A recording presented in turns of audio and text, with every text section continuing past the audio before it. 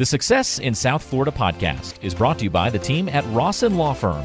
If you need DUI or criminal defense representation, call the Rawson Law Firm at 754-206-6200 or check the description of today's episode for more contact information.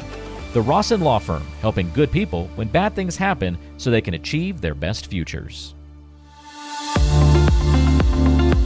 Welcome to Success in South Florida, featuring interviews with entrepreneurs, leaders, and other movers and shakers across South Florida to find out how they're doing their part to enhance the local community. Your host is Adam Rawson, the founder and CEO of the Rawson Law Firm. Adam's an award-winning attorney, former prosecutor, and a lifelong South Florida resident. He became an attorney because he believes in helping those in need and in crafting lifelong relationships in the community. This podcast is an extension of that mission. Let's get to today's interview. Here's Adam Rawson.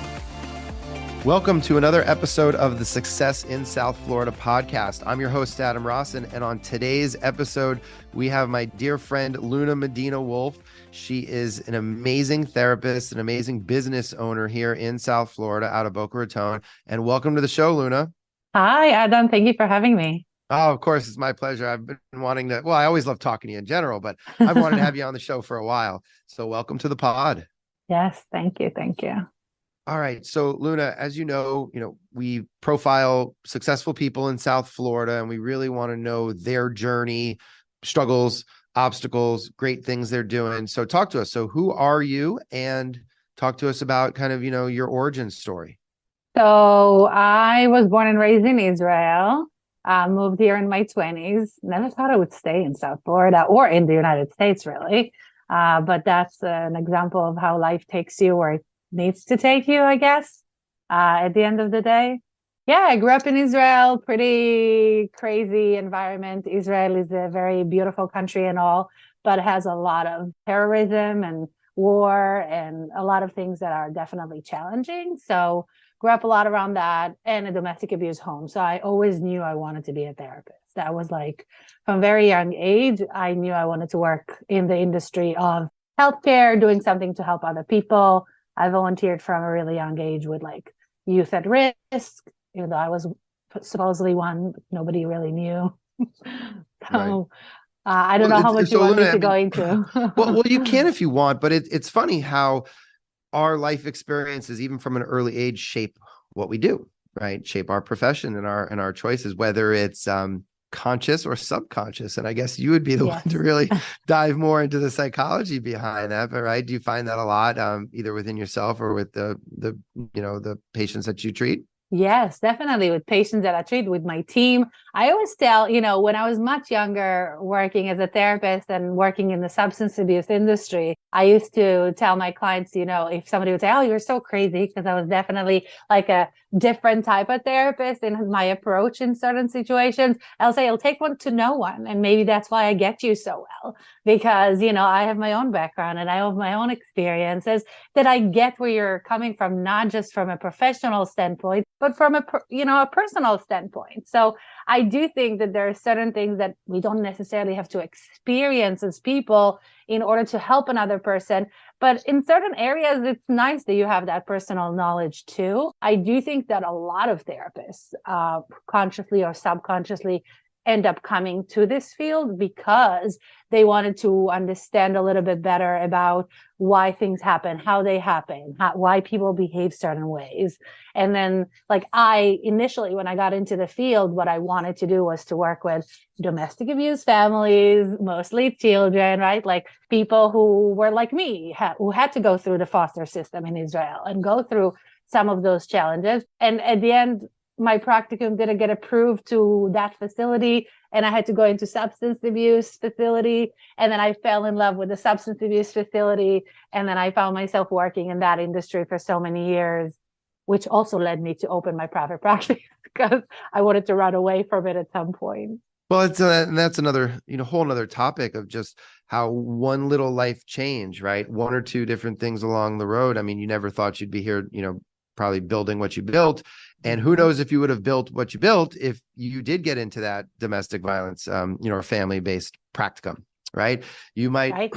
Who knows? Maybe we, maybe you wouldn't even be in South Florida. Maybe you'd be back in Israel. So you really never know. But I always think it's especially for successful people who are driven. It's, goal based, but really you got to sit back and think about the journey as well, 100%.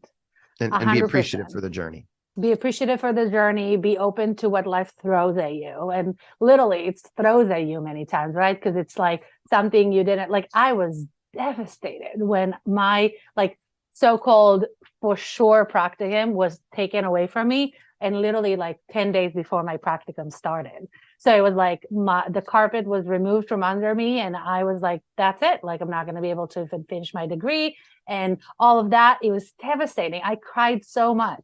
And then my friend was like, well, there's a place here. And I was like, that's the last place I wanted to be. I wanted to be at nonprofit, and you're taking me to substance use, profit, no. But I had to. And I was like, okay, you know what? I'm going to make the best out of it. And I learned a lot on what not to do when I worked there. Substance abuse industry in Florida, right? Yeah. Yes. And years ago, right? So it's things have been cleaned up a little bit in the recent years. Little. And then it's definitely ebbs and flows.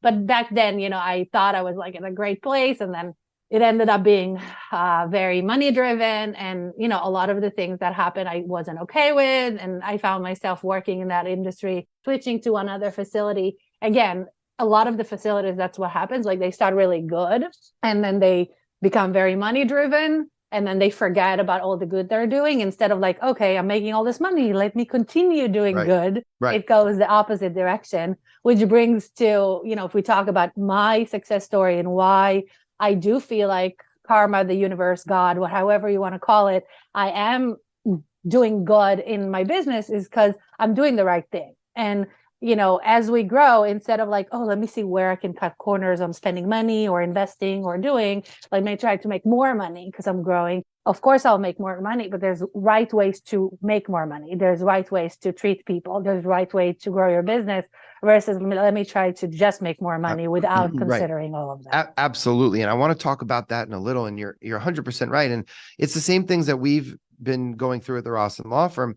It's easy to scale a business when you're not trying to do it right. When you cut corners, when you don't have core values and ethics, it's actually easier to do it that way. And it's much harder to do it the right way and make sure that the product or service is still impeccable, that the relationships are there. So we can definitely talk about that in a little bit.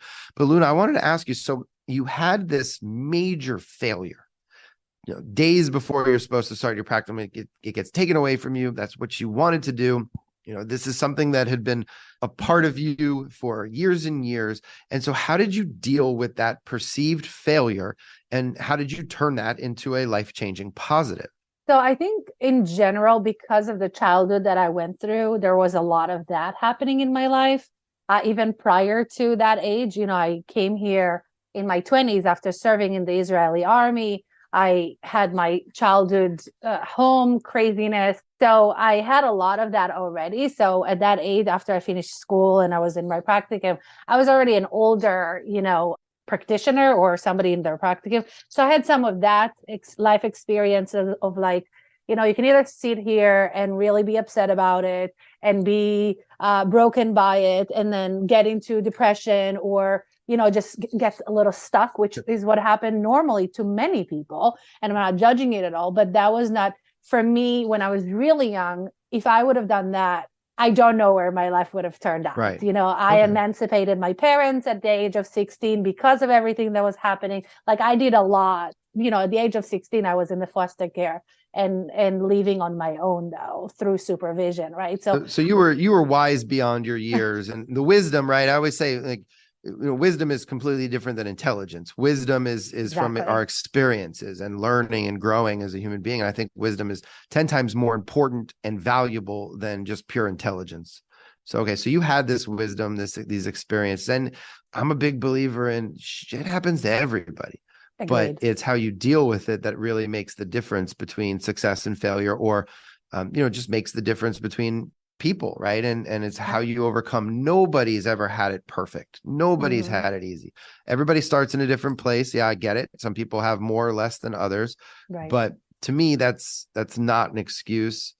And as long as you're learning from it, and, we all have the ability to overcome our challenges, whatever they may be. Yeah, if you read, I have phases where I read a little bit from Buddhistic, learning, and they talk about the fact that you should expect things to go to not go right. You should expect the things to go wrong many times in your life, and if you expect it to happen, then when it happens, it's going to be easier for you to receive it and then kind of like overcome it in a way. And as a child, again, from as I'm a trauma therapist, so from a trauma lens, as a child, I had to survive. It was like a survival mechanism, right? And I went, thankfully, the healthy way, right? So I was very hyper focused about school. I was very hyper focused about making things right, and I'm still that kind of person. It's all about making things right and advocating for other people and taking care of others. Like from a very young age, I did that. So it was like obvious, this is how I need to survive. For other people, I could have easily gotten into some crowds around me that were like doing drugs or all that kind of like lifestyle, that if I would have taken that route, I would have probably been in a very different place today. But thankfully I didn't. I had my phase with that later on in years, Right. but Okay. I still did that. My mind needed, that too. But for many years as a young person, I had to survive, and that was the route that I picked. And so your survival instinct focused you to be more driven and just hyper focused on good and pushing yourself. So exactly, yeah, you turned a negative into a positive. Exactly. Just not accepting like, okay, this is like, my father was very abusive to my mom, not accepting that this is just my reality. I'm just going to stay here. This is going to be what it is. I'm not going to do that. I'm going to fight to see how can I get out of this situation. And I found my way to get out of the situation. And, it wasn't easy. I lived on my own. I didn't have really a lot of family support around me at 16, lived in my own little apartment. Yes, I had my foster family, but still, I was very much alone. Thankfully, I'm saying alone in terms of family, but my best friends from Israel, who are still my very best friends today, even though we laughed about it a few months ago. I actually celebrated my 21 years here. I'm going to give up my age, which I was 20 years in Israel when I moved here when I was 20. So, right. So now you're still 29. You're still 29. Yes, I'm still 29. But I'm celebrating more years here than there. And still we have like this amazing connection, even though I've been living here for all this time, because they were like, and I think that it brings me to another strong point for people, right? Like surrounding yourself with people who help you be your best, who push you forward, who don't let you, like, I had weeks where I came back from the army and I was just like locking my door. I don't want to see anybody. Like, I don't have money anyway to go out and, to anywhere. Just leave me alone.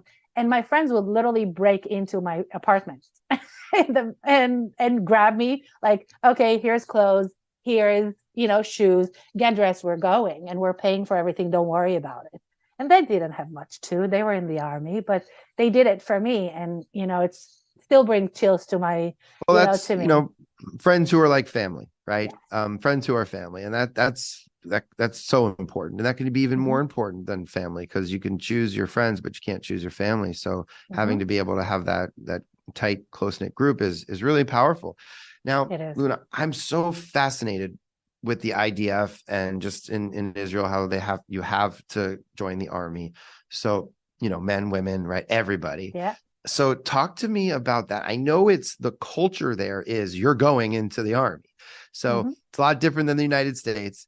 But so walk us through, for the people who don't know, who may be listening, who don't know about the process in Israel with the IDF and just the whole culture around it generally. And then we can talk about your specific experience. Yeah. So in general, right, it's mandatory for every woman to spend 2 years in the service, and men need to serve 3 years, unless you have special circumstances, either medically or mentally, or even family wise, like if you have like a mental health condition, or if you have a family that doesn't make a lot of money and they need you to not go to the army because they need your financial support by working, right? So they make like a lot of psychological testing, psychometric testing, mental health assessment, all this different testing that you're going to go through from the age of 16 to 17 to 18. They do a lot of testing to everybody. And based on that, they give you like a profile, a medical profile and a mental health profile. And according to that, you match into what branches of, right? In Israel, it's all army, but there's like a lot of branches within the army that you can serve. And then they tell you what you can serve. There's been a lot of changes in it in the past, since I've left, of course, but for the most part, it's still kind of that. So then I had no idea about this. This is fascinating. Oh, yeah. So they're going through mental and physical profiling to, see where you should wow. Oh, see this. Yeah. Yes, okay. you have to they go don't mess through all around. of that. No, they don't mess around. They match you up. It causes, there's a lot of, issues with that many times for many people because they feel like, oh, I should be more or here, or I want to go to this branch.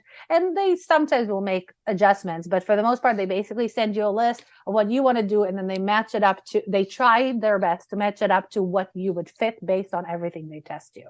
And then you have to serve, because Israel at the end of the day is surrounded by enemies. It's a very, very tiny country surrounded by enemies. So if they don't have a really strong army, they would have probably been gone a long time ago. So that's kind of like the model of why you have to serve, and people serve. And for me, I had a good experience. I had some friends that had a really terrible experience. I think that that's just my mentality from a very young age. Like, let me make the best out of it.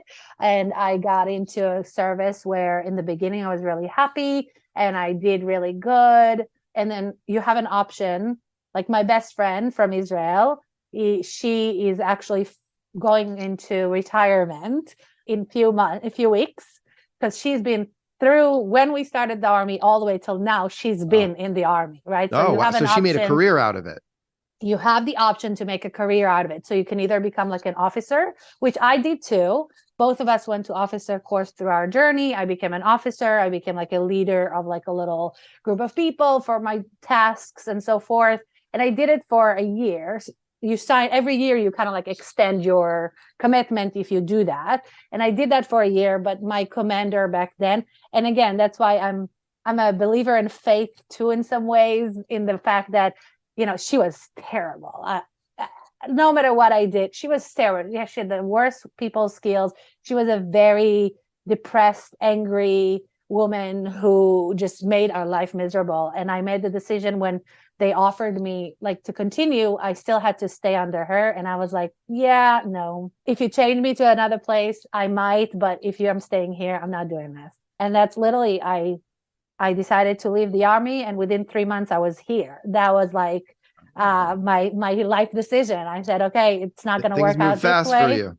Yeah, right. They normally do. Did you see any active combat when you're in the army? No, I didn't see active combat myself. All my really good friends, the group of friends that I spoke to you about, they were in active combat. So it was more about the stories that they would tell when we meet on the weekends. Basically what I did. So part of what they try to do to prepare people to serve is that when you're either 11th grade or 12th grade, depending on your school curriculum, you go for a week experience of what is it like to be in the army. So you have 1 day of navigation, 1 day of shooting, 1 day of learning about the honor code of the army. There's like 5 days of things that you get to do.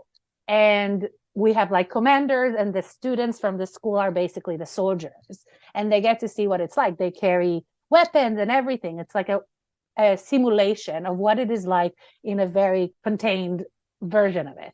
So that's what I did for the first year and a half of my service. I basically led every week a group of students who came from school, and I would teach them how to shoot, how to navigate. We did a lot of exercises and basically simulated what would be to be a soldier. Okay. So I did that, but I didn't get to. Are you still a good shot now, all these years later? I still am, yes. Okay, all right. I still am a good shot. I'm definitely not in the same stamina of abilities, but I used to be the hardest. As a therapist too, in treatment, I was always the one that was the hardest with people, but in a way that was still at your level. Like, I'm not above you. We're here the same. I'm just here to help you with whatever it is that. So my commander in the army used to make a joke out of it. And he said, like, he would go to the teachers and say, of all the groups in front of us, like, who is the most difficult one? And, the teacher will say, the group on the right. And they will say, Luna, here is your group. Have fun. And it's like always, every week he would do the same thing. And I was like, come on, it's becoming old. And he's like, no, it's not to me. Like I get to watch it. And he would do that to me every week. But I love a good challenge, thankfully. And every week Absolutely. they would start as the worst group and they will end as most of the time the top group, or, in the top 3 kind of thing. Because if somebody said, oh, I can't, I'm not going to do push-ups because, you can tell me what to do. I say, okay, what if I go down to push-ups and we do it together? And then they did. Yep. So, and I'm always like, tell me I can't do something and watch out. See what happens. Exactly. Right? Just that competitive nature. Yeah. Yep, definitely. So, all right. Well, Luna, I think this is a great time to take a quick break and hear a word from our sponsors. And when we come back, I want to talk about Helping Moon. I want to talk about the business. And I also want to talk about Professionals United for Parkland. I know you're very involved with that amazing organization. So we're going to hear a word from the Rawson Law Firm, and we will be right back. When something bad happens, who do you turn to? In South Florida, the answer is the Rawson Law Firm. Criminal and DUI defense for when bad things happen to good people. The Rawson Law Firm is a team of 8 criminal defense attorneys, including 2 board-certified criminal trial experts. They also have federal and white-collar divisions in the practice. To learn more about the team and how they can help you, connect on Facebook and Instagram at Rawson Law Firm. Also find helpful and entertaining videos on Rawson Law Firm YouTube channel. Just check this episode's description for all the ways you can connect. All right, and we are back on the Success in South Florida podcast with our guest today, Luna Medina-Wolf. Luna, let's start talking about your business, Helping Moon. So tell us what it is and what you got going on. So Helping Moon Counseling is a group private practice for counseling. And we have a team of 28 people now, which I can't believe that I'm even saying that.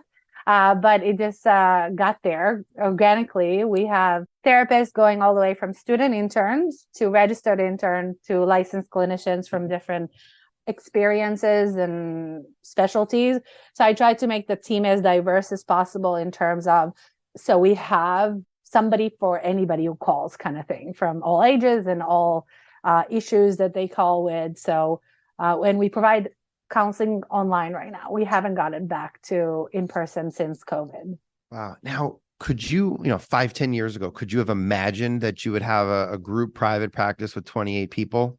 No, not at all. So how did it get here? Right. I mean, people always say, wow, like I'm sure people with you and we see it on ourselves like, wow, you're so big, you're so successful, you have this. Mm-hmm. And I'm like, well, it didn't happen overnight. It, little incremental changes, a little bit better every day. And it's amazing what can happen over a period of, 3, 5, 10 years. So, walk us through that journey for you. Yeah. And I think it goes back to a point that we made a little bit earlier today. Partially, it's that making connections with people, real connections with people, caring about people and doing the right thing. So, I started by myself. And then after some time of connecting with people and really trying to network, I saw that I found myself having to answer the phone to just refer people out because I was already full and I didn't have the capacity to continue accommodating people. So I would answer the phone literally just to refer to others. And something that I'm very big on in terms of our services from the beginning when I started to now is that no matter who calls our practice, they always will get a call back, even if we're not available to help them. Then we're going to find them at least 2 to 3 referrals of somebody who can help. That's the policy. The people who work here know that I'm very adamant about that we need to help people. If somebody already picks up the phone and is ready to make the decision to have a therapist, I want them to leave here feeling that they got some kind of resolution, even if it's not with us. And so even if you can't help them, you're helping them by referring to somebody else who can help them. Exactly. And I would literally finish my day after I used to work a lot of hours. I would see 10 to 12 clients a day. At the end of my day, I would sit and I would text people back or call people back, super tired, no energy, but just did it anyway, because I felt like, it can take a challenge for some people to make that call to reach out to a therapist. So I was like, I never want people to feel like it's not worth it because the people didn't get back to me. And I can tell you, sadly, how many times I heard you're the only, I left people to 10 messages to 10 people, and you're the only person who called me back. And that broke my heart. So I continued doing that. And then at some point, I think somebody told me, or probably my husband at that point. He was kind of like, why don't we try to hire somebody? And I was just like, I don't know. Right. I guess we could, right? And then Well, and throughout your, your schooling, they didn't teach you how to run a business, did they? no, no, they don't talk about it at all. I know now they started adding some private practice type of information with. We were taught that you would never be able to make good money in this industry. That's what I learned, that I am probably going to leave at the, average to like lower than average life, because that's kind of like the choice I made by becoming a therapist. So that business was definitely not something we got to at my time. We have the exact same thing in the law where business is frowned upon. It's almost like a bad word, marketing and business, and right. And I just don't get it. Yes, we are a service-based profession. We do this because we love helping, right? Lawyers love helping others. That's why you become a lawyer. It's why you become a therapist or a clinician, is to help others. If you don't, there's plenty of other ways to be successful or happy where you're not helping others, but they're not mutually exclusive. And the way I look at it is, if you're good at what you do and you care about your clients and the community, then I think you have a moral and ethical obligation to grow a business, to run it better, so you can then therefore help more people. And I just don't understand why our industries are still so closed-minded from that. I have some theories, but really it baffles me. So how'd you figure this out? And how is the decision really made? So definitely part of it is me and my husband. So he's a very like business mind type of person. So he always kind of like would ask, like, why don't we do this? And why don't we do that? And he came with some ideas for growth and for business development from the side. But then I also seeked out the private practice startup podcast by Katie and Kate. They were around back then. And I just started reading some stuff and listening to some podcasts and kind of like, okay, I think I can do this. And remember, again, so from childhood, I was like in the scouts, what you would call the scouts in my village where I grew up. So I was a leader in the scout from like the age of 9, always kind of like had that type of responsibility all the way till 16. Then I joined the army. I was a leader then. Then I did the officer course. So I have like leadership experiences throughout from a very young age. I had that. So I had that ability to kind of like my time commitments, my task completion. Like I'm a soldier at the end of the day, right? So I learned a lot of those things. Being organized, prepared, like, and talking to others, all of that. I had like a good foundation for that. And then I said, okay, I'm going to start networking and see what happens. And I used to hate networking. I would get so nervous. But I started making some good connections with people and met some really amazing people like Amanda, who I got to meet through the online community she created, my private practice collective, and Anthony and Eileen, some of the people right? Like all people that I got to meet. And we had like this immediate connection because we were very like-minded about, yes, we like making money, like you said, right? It's not, yes, I want to live a good life, but the priority is helping people. So if I'm going to make a little bit less because the priority is to help the person, I'm going to make less to help this person, but I'm still going to, because every time in my life where I chose to take a pro bono case, I got a full fee client, like within the next day or two. Like it was like magic. Right. So yeah. And it's the same thing, when you're on a plane and they tell you about the masks coming down, you have to put yours on first before you can help others. So yes, it's the same thing, that it's, being successful, making money in an industry like this is not a bad thing. And if anything, you're more equipped to help others now that you have 28 people.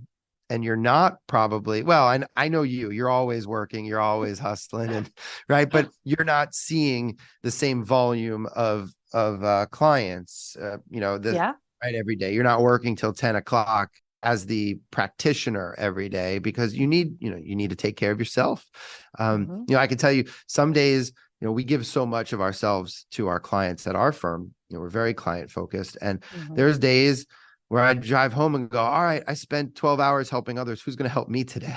Right. Right. Yeah. And you need that self-care, because if you don't, then, you as the person is going to have a problem. Eventually it'll catch up to you, whether it's a day, a week, months or years, it'll catch up to you, and then you can't be at your best. So you always have to have 100%. balance. And by building a better business, it's going to help you have that balance so you're less stressed and things, I'm sure now do things in your business, do they run better when, are you able to take a 2-week vacation now versus years ago?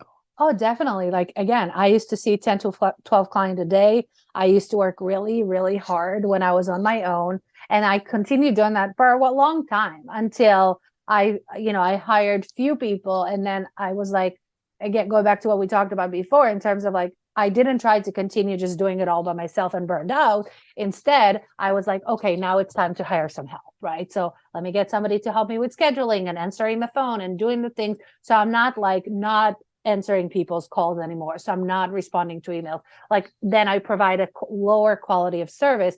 Anytime I felt that I was not able to offer what I wanted as far as our quality of care, then I hired more help. Then I sought continued support. Like, that was how the growth happened.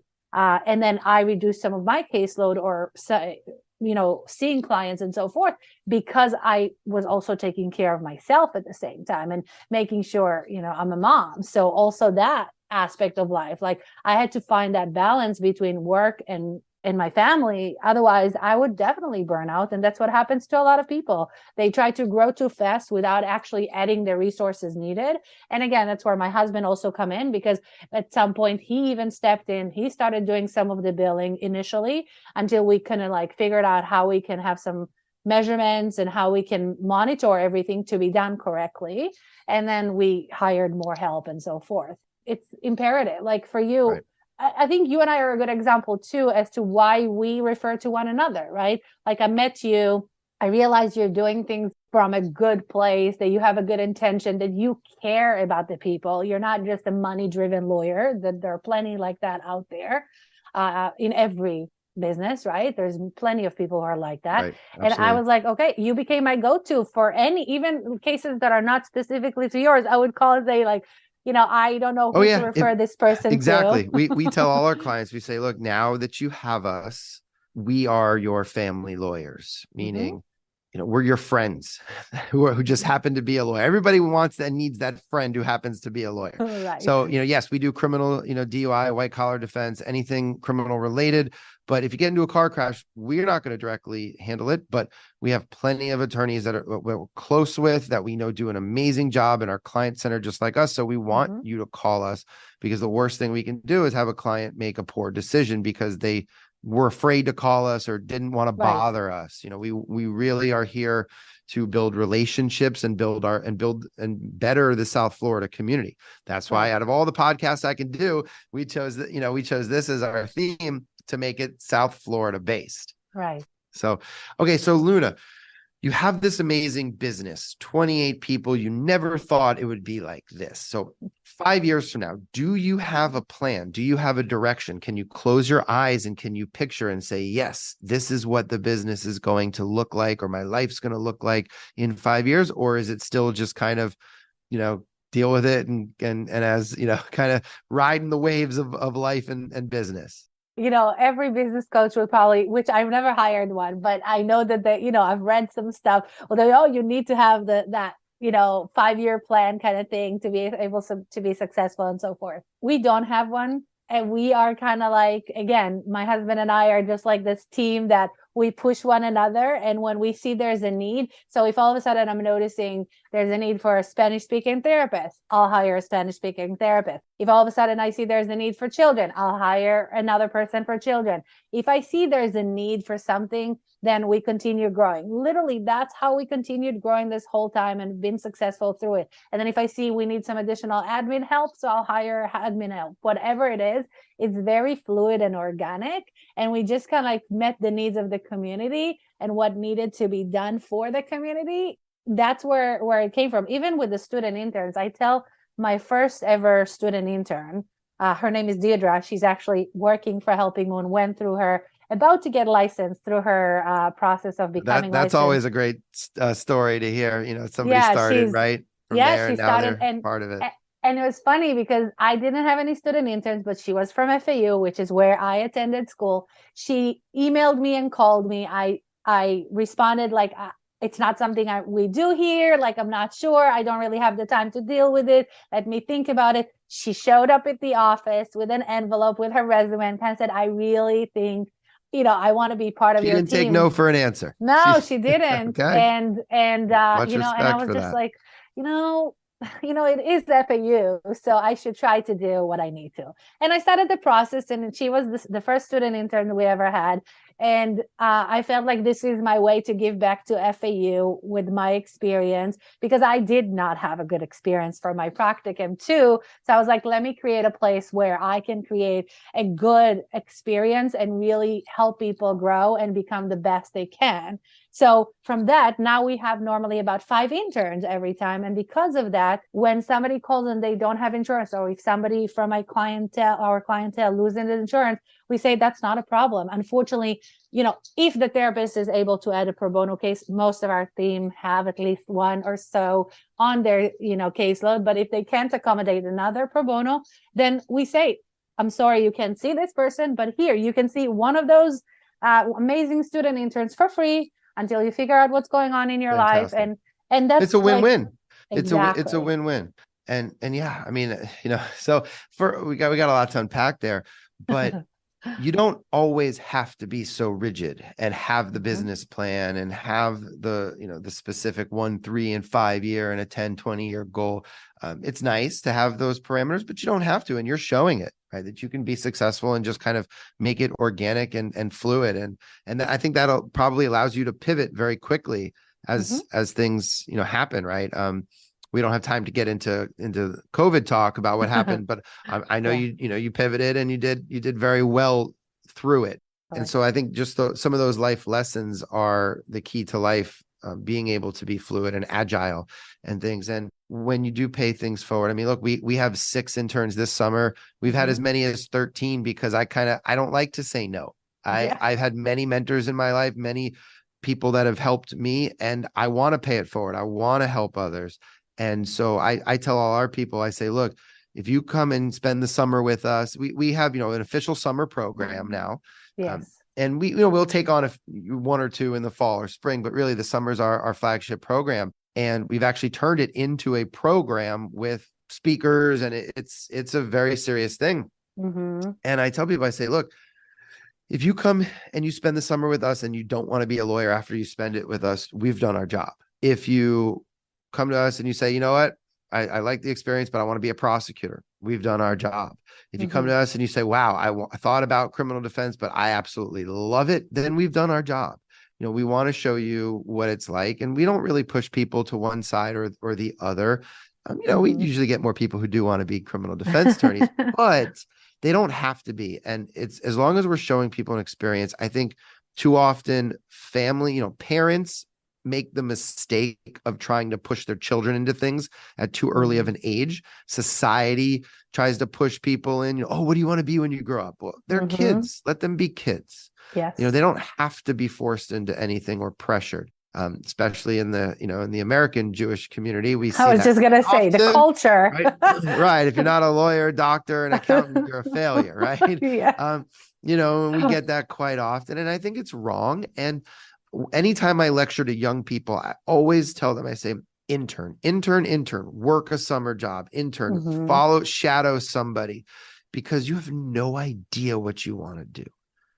Just because, you might think something. And last thing you want to do is be midway through law school and go, this is miserable, I don't want to do this. Or last thing you want to do is wake up at 35 years old and say, wow, I've just spent 12 years of my life doing this. I'm miserable. So we always do that. And that's one of our ways of paying it forward at the Rossen Law Firm. But Luna, now you're very involved with an amazing organization called Professionals United for Parkland. So we have to talk about that. So talk to us, tell us what it is, how it got started, and what's in the future for PU4P. Sure. Professionals United for Parkland, again, came out of a need, right? So unfortunately, we had the school shooting at MSD in 2018. Back then, I was the secretary for the Florida Counseling Association. So when I heard it happened, the first thing I did is call the president and said, we need to do something. How can we do something? What is normally done when something like this happens? And unfortunately, there was not a lot of foundation to what can be done. But Anne Flanner, an amazing person from the Florida Counseling Association, who said, just start a list of volunteers. I'm going to make some phone calls and we'll touch base later. And that's what she said. So that's what I did. I went and created a Google Doc and I posted on Facebook that I'm collecting a list of people who are willing to help for what happened. And if somebody's willing to help, to sign up. And I just shared it online. And when I'm talking to you, and every time I talk about it, I still get chills in my body because the South Florida community and how amazing we are is that within like 2 hours, I just went in to see if anybody, I was like, I wonder if anybody signed up. I was like 80 people. And I was like, oh my God, like I got 80 people in like no time. And then it was this late. the same day or the same week? How quickly Same did day. you? This is the Wow. same day. Okay. This is the So same February day. 14th, 2018. February 14, 2018. And by midnight, I had over 150 names on that list. And I was overwhelmed with, okay, now what do I do with this? Right. But at the same time as this was all, people were signing up, I was talking with Anne again, and she managed, because she's a school counselor, she managed to get a hold of the school counselors down here. And they actually invited us the next day to help at the crisis centers they created. So there was one at the library for staff and teachers, and there was one at Pines Trails Park for families and the kids. And they invited us. They said, we're going to be there from this time to this time. So I kind of like created the list, split it up 2 hours and said, okay, you can come from this time to this time. I created shifts for people to come. We tried to really formulate as quick as a response as possible for people to show. And we were like, I was at the library with the staff and the teachers. There was other volunteers at the other site. But unfortunately, about, I think around noon, I think, we started at about 7:45. At around noon, some people from that other facility were like texting me, we're being kicked out. They're telling us we can't stay. And that's where bureaucracy sometimes can be a challenge to crisis situations.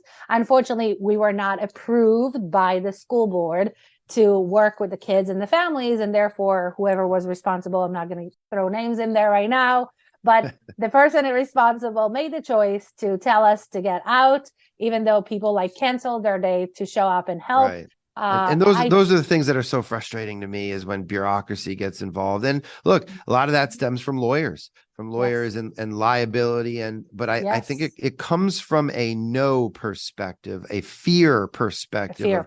What's going to happen? It's going to go wrong. And, there's, and one of the things that I quite often talk about, one of my big frustrations with lawyers in general is, lawyers will tell you 50 million ways the answer is no, but they'll never tell you how to get to yes. Yeah. And so that's why at the Ross & Law Firm, we created one of our core values, one of our 5 core values is get to yes, is figure it out honestly and ethically, but don't take no for an answer.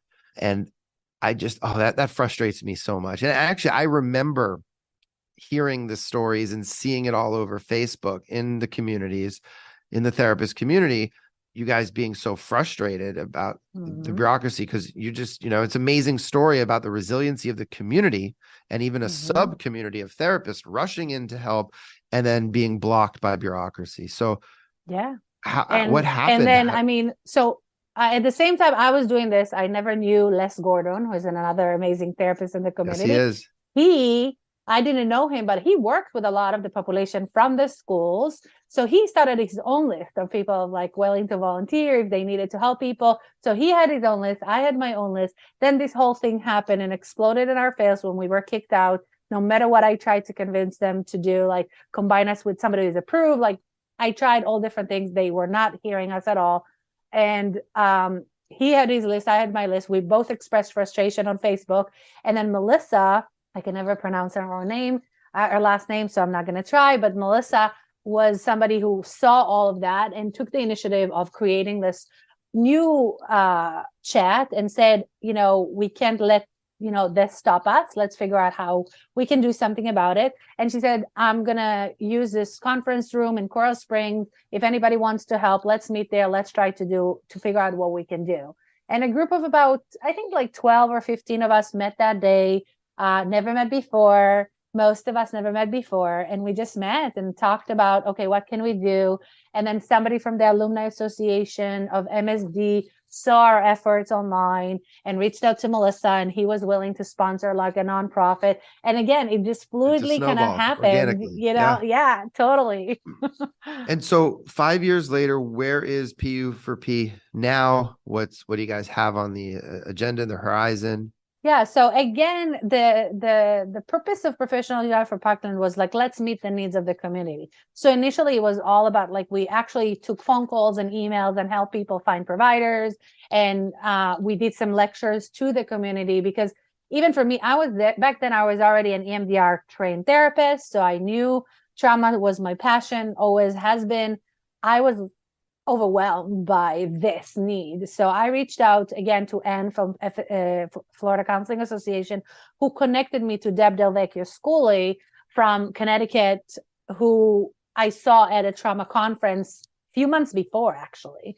And I was like, I need to talk to her. And she actually spoke to me the day after on February 15th. Okay. And she kind of gave me a map of, this is what you're most likely going to see, and this is how it's going to unfold. So don't be surprised. She gave me a lot of knowledge that helped a lot on everything. Everything? Okay. I'm not kidding with you. Okay. It was like, oh my God, like she foresee the future kind of thing of what's going to happen in terms of being able to help and being blocked to be able to help, and a lot of the things. So it's good to have that knowledge. So she came here to lecture to therapists. So we did events for families and kids, and we did events for the therapists, because we as therapists needed that support. Like it was so needed. Like I had, based on her recommendation, opened a peer-to-peer EMDR support group. Back then we used to meet in person once a month to just kind of like talk about what's going on. A lot of us had to go to therapy to work on our vicarious trauma. It was a lot, having to hold that space for people.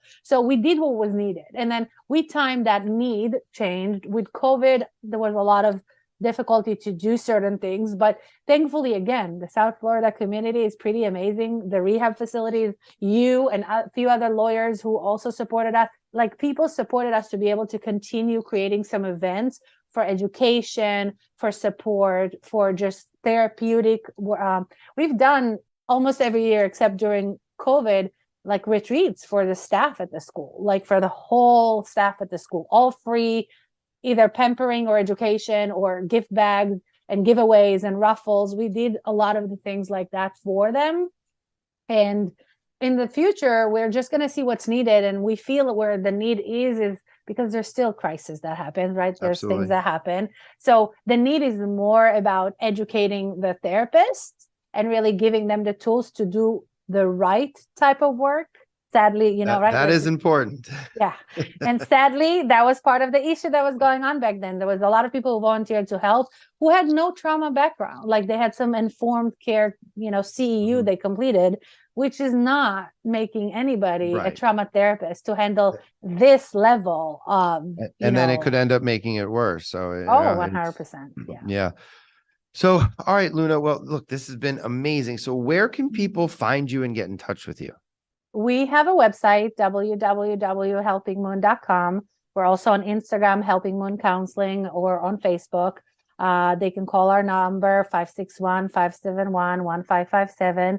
And again, just like we said about you being there for people, that's the biggest thing for us. Like we're here, even if we can help people ourselves, we have enough of a network to be able to direct people where to go. And we do have plenty of free services for groups or for other things, so people can find what they need if they reach out to us. Yep. Oh, well, it's all about that. It's all about paying it forward. And I want to thank you so much for being here, telling us your story. And I have no doubt that there's going to be bigger things ahead, and you're just going to do, continue to do amazingly well, because how can you not? So thank you, Adam. Thank you so much for having me. All right, Luna, take care. Take care.